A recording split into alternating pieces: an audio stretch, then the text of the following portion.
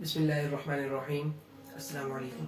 رب اشرح لی صدری ویسر لی امری واحلل عقدۃ من لسانی یفقہوا قولی. یا اللہ پاک جو سنا جو بولوں صحیح طریقے سے اپنی بات کو ڈلیور کرنے کی توفیق عطا فرما دو. اچھا بھائی، قرآن پاک وہ کتاب ہے، وہ ایک خاص کتاب ہے جو جب سے آئی ہے اور قیامت تک جب تک رہے گی، انشاءاللہ قیامت تک رہے گی، اس میں کوئی کچھ الگ اور چینج نہیں کر سکتا. یہ اللہ تعالیٰ نے اپنی کتاب کے اندر ہی فرما دیا، اور یہ بھی دے دیا، یہ بھی چیلنج دے دیا کفاروں کو جو اس کے مقابل میں ہیں. ان کو چیلنج دے دیا اللہ تعالیٰ نے کہ اگر تم سمجھتے ہو اپنے آپ کو خدا، تم سمجھتے ہو اپنے آپ کو اتنا بڑا، تو اس کی ایک آیت بنا کے دکھا دو، اس جیسے ایک آیت بنا کے دکھا دو.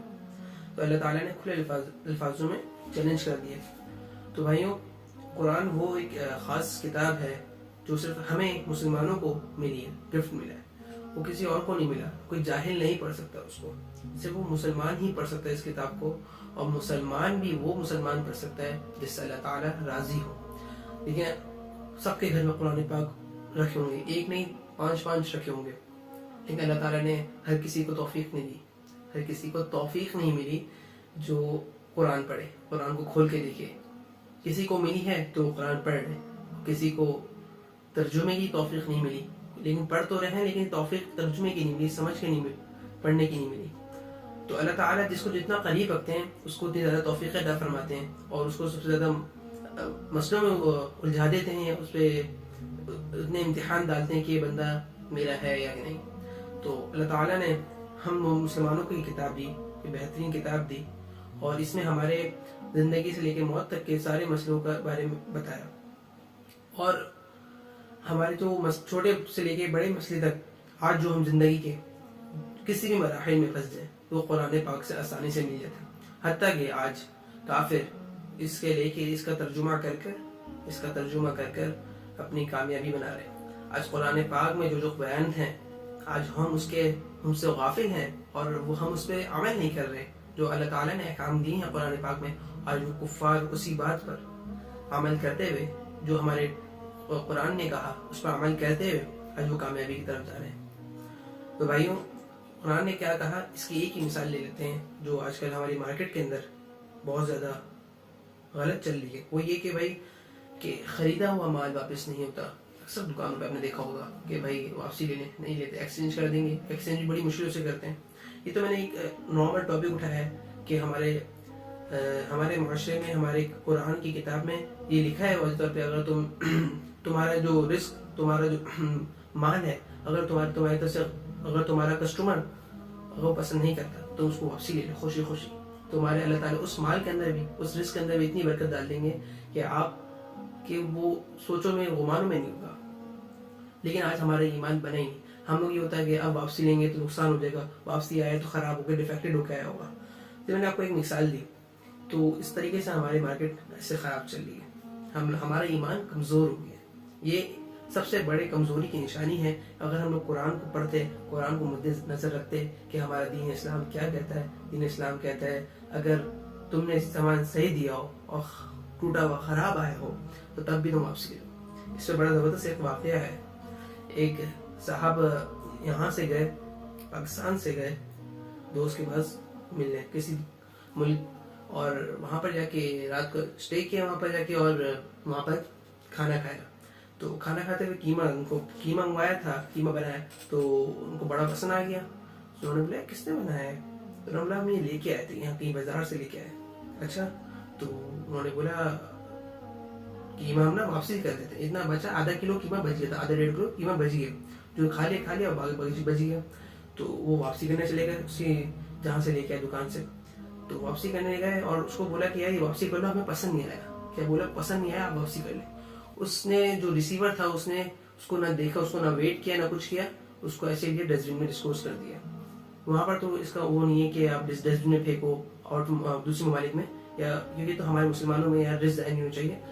تو انہوں نے ڈسپوز کر دیا اور وہ واپسی آ گئے. تو وہ جو یہاں سے اس ملک سے گئے تھے، پاکستان سے جو گئے تھے، انہوں نے سوال کیا یہ تو اتنا اچھا قیمہ بنا ہوا تھا اور آپ نے اس کو یہ بول دیا کہ خراب ہے. تو انہوں نے بولا میں آپ کو یہ دکھانا چاہتا ہوں، ایمانداری دکھانا چاہتا. یہ ان کے پاس اگر ہم ہلکا سے بولنے کی یہ مسئلہ ہے، یہ فوراً واپسی لے لیں گے. یہ ان کی ایمانداری ہے. اور آج یہ انہوں نے اتنا واپسی لیا ہے نا، اس سے زیادہ ٹرپل اتنا کماتے ہیں کہ یہ ان کو فرق نہیں پڑتا کہ واپسی لینے میں، کیونکہ یہ اپنے کسٹمرز کا جو وہ ہے یقین بلڈ کر رہے ہیں یہاں پر آ کے. دیکھیں اللہ تعالیٰ نے جو باتیں فرمائی ہیں قرآن پاک میں وہ ہمارے لیے دنیا میں کسی نہ کسی جگہ پر وہ ایک ہمارے لیے سچ ثابت ہے اور وہ ہمارے لیے فائدہ مند ہے. اگر ہمیں نیٹ فائدہ نہیں دکھ رہا، ابھی کا فائدہ نہیں دکھ رہا ہوتا، لیکن ہمارے مستقبل کے ہمارے فیوچر کا فائدہ ہوتا ہے اس کے اندر. آج ہمارے گھروں میں قرآن شریف رکھے ہوئے اتنے سارے، لیکن ہمیں توفیق اللہ تعالیٰ کی طرف سے نہیں ہے کہ ہم لوگ اس قرآن شریف کو کھول کے دیکھیں، کم از کم اس کے اوپر سے جو مٹی لگ چکی ہے اس کو صاف کریں. تو ہمیں اللہ تعالیٰ نے اس ماحول میں، اس مسلمان گھرانے میں پیدا کیا، سب سے بڑا تو ہمارے لیے یہی بہت بڑی شرف کی بات ہے. اور اس کے بعد اللہ تعالیٰ نے ہمیں اذان سننے کی توفیق عطا فرمائی 5 وقت کی کان میں، اور کلمہ پڑھنے کی توفیق عطا فرمائی اللہ تعالیٰ نے ہمیں، صحیح اور غلط کا فرق سمجھنے کی توفیق عطا فرمائی اللہ تعالیٰ نے. تو اگر ہم اسی چیزوں کو دیکھتے ہوئے اللہ تعالیٰ کی طرف آئیں تو اللہ تعالیٰ بھی اپنے بندوں کو فرماتے ہیں کہ تم پہ ابھی پریشانی آئی ہے، لیکن اس کے بعد تمہارے لیے راحت ہے. الدنیا سجن المؤمن و جنت الکافر. اللہ تعالیٰ نبی کریم صلی اللہ علیہ وسلم کا ارشاد ہے دنیا مسلمانوں کے لیے قید خانہ اور کافروں کے لیے جنت ہے. تو بھائیوں اگر آپ کو اس دنیا میں رہتے ہوئے پریشانیوں کا سامنا ہو رہا ہے تو آپ یہ نہیں کہ اللہ تعالیٰ یہ کیا ہوا، یہ کیسے مسجد ڈال دیا، یہ کیسے کر دیا آپ نے. تو آپ کو امتحان میں ڈالا جا رہا ہے کہ یار آپ اللہ تعالیٰ کے بندے ہو، آپ نے اللہ تعالیٰ پہ صبر و شکر کرتے ہوئے چلنا ہے، اور آپ کو اس طریقے سے اپنے آپ کو شو کرنا ہے کہ ہم خوش ہیں. یہ نہیں کہ ہر کسی کے پاس جا کر رو کہ نہیں یار آج یہ مسئلہ ہو گیا، آج یہ مسئلہ ہو گیا، آج وہ ہو گیا.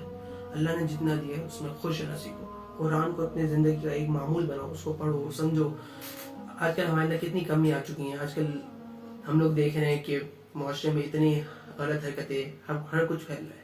کیوں آج کل ہم نے قرآن کو اپنے کاموں میں لینا چھوڑ دیا. قرآن کیا کہہ رہے ہیں، ہر مسئلے کا حل قرآن کے اندر رکھا ہے.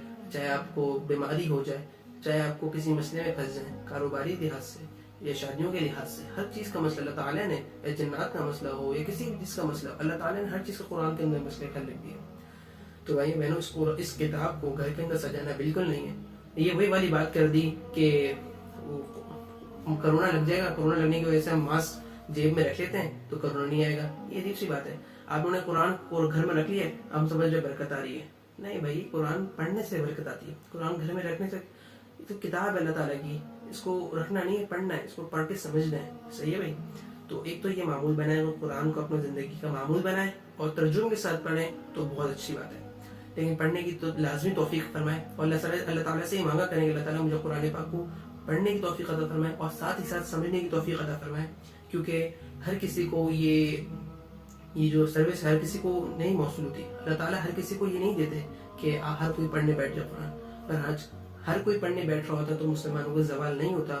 آج ہماری جو پیچھے رہنے کی وجہ، آج ہم لوگ جو پیچھے ہیں، چاہے آپ سائنس کے اندر دیکھ لیں، ٹیکنالوجی کے اندر دیکھ لیں، ہم پیچھے جو ہیں وہ اسی وجہ سے ہیں. ہم دوسروں پہ کامنٹس کر رہے ہوتے ہیں، ہم دوسروں پہ تنقیدیں کر رہے ہوتے ہیں، لیکن ہم اپنے اوپر نہیں دیکھ رہے ہوتے ہماری کیا غلطی ہے. ہم لوگ اپنے آپ کو نشاندہی نہیں کر رہے ہوتے، ہم اپنے گریبان میں نہیں دیکھ رہے ہوتے، ہم دوسروں پہ نشانے بنا رہے ہوتے ہیں. نہیں یار دوسرا غلط ہے، ہم صحیح ہیں. نہیں، ہمارے اندر بھی کچھ کمیاں ہوں گی بھائی. تو اپنے آپ کو پہلے صحیح کریں، قرآن پاک کو اپنا معمول بنائیں، اپنی لائف کا حصہ بنائیں، اپنے پارٹ آف لائف بنائیں. اور قرآن پاک پڑھنے کے بعد اپنے مردوں کے لیے بخشش کی دعا مانگ کریں. وہ یہی ہوتا ہے کہ آخری جو آپ کے والدین کا، آپ کے جو آباء و اجداد کا جو آخری حق ہے وہ یہی ہے کہ آپ ان کو قرآن پاک پڑھیں، نمازوں کے بعد ان کے لیے دعا کریں. تو یہ ان کے لیے بھی ایک بخشش کا ذریعہ بن جائے گا، آپ کے بھی آخرت کی بخشش کا ذریعہ بن جائے گا. اور اللہ تعالیٰ خوش ہوتے رہیں گے، آپ کے رزق میں آپ کی فرمانی بڑھ جائے گی، اور آپ کی آخرت بھی بن رہی ہے، دنیا بھی بن رہی ہے. ایک بات آخری کر کے میں انشاءاللہ ختم کرتا ہوں کہ دنیا کے پیچھے ہم لوگ بھاگ رہے ہوتے ہیں کہ یار وہاں سے بھی نام بن جائے، وہاں سے بھی عزت مل جائے، وہاں سے بھی یہ کچھ ہو جائے، ہمارے کام بن جائے. اللہ تعالیٰ فرماتے ہیں تم میرے سامنے جھکو، اٹھو تہجد میں اٹھو اور تم مجھ سے مانگو، میں تمہارے پیچھے پوری دنیا کو لا کے کھڑا کر دوں گا. اسی مائنڈ آف تھنکنگ سے آپ اٹھیں اور تہجد پڑھیں، قرآن پاک کو سمجھے پڑھیں اور اللہ سے خوب مانگ کریں. کیونکہ اللہ تعالیٰ وہ واحد ذات ہیں جو دینے سے نہیں گھبراتے. انسانوں سے جتنا مانگو گے وہ ایک نہ ایک دن آ کے تمہیں ٹھوکر دے گا کہ وہ اللہ نہیں ہے، وہ بھی اس کو بھی دینے والا اللہ ہے. تو اس کے پاس رزق اتنا نہیں ہے جتنا اللہ کے پاس ہے. اللہ ہی ہر کسی کو کھلاتا ہے پلاتا ہے، چاہے ایک چھوٹی سی چوٹی ہے نا اس کو بھی اللہ تعالیٰ رزق کھلاتا ہے. تو بھائیوں اللہ سے مانگ کرو، اللہ کے در پہ جایا کرو، کسی اور کے در پہ نہ جایا کرو. اللہ کے سامنے جھکا کرو، کہ اللہ ہی وہی ذات ہے جو سب کو کھلا رہا ہے، جو سب کو چلا رہا ہے، جو پوری دنیا کو چلا رہا ہے۔ تو میں اپنی یہاں بات ختم کرتا ہوں۔ امید ہے کہ آپ کو میری بات سمجھ میں آئی ہوگی، جو آج کا ٹاپک تھا قرآن سے ریلیٹڈ۔ اللہ تعالیٰ مجھے بھی اس پر عمل کرنے کی توفیق عطا فرمائے، آپ کو بھی سننے سمجھنے کی توفیق عطا فرمائے۔ اگر یہ پیغام میرا اچھا لگا، چھوٹا سا پیغام، تو آپ اس کو شیئر کرے گا اپنے رشتہ داروں کے ساتھ، اپنے دوستوں کے ساتھ۔ السلام علیکم۔